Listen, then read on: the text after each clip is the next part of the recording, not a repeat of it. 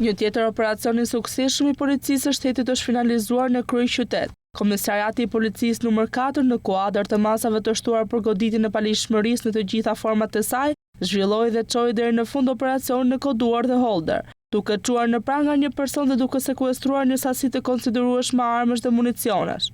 I arrestuar është shtetasi Sajmir Almuça, 41 vjeç banues në Tiranë, i cili dyshohet se posedonte në mënyrë të palishme armë dhe materiale të tjera të ndaluara. Operacioni nisi në rrugën e Dibrës, ku shërbimet e policisë ndaluan automjetin që drejtohej nga Almuça.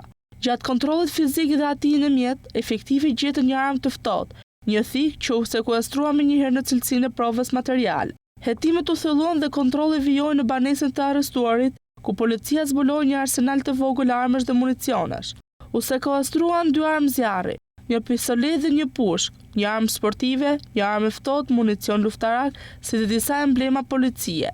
Materiale që ngrën dyshime për qëllime të tjera të rrezikshme. Të gjitha provat materiale u sekuestruan nga policia, ndërsa materialet procedurale janë referuar tashmë prokurorisë së Tiranës për veprime të mëtejshme hetimore.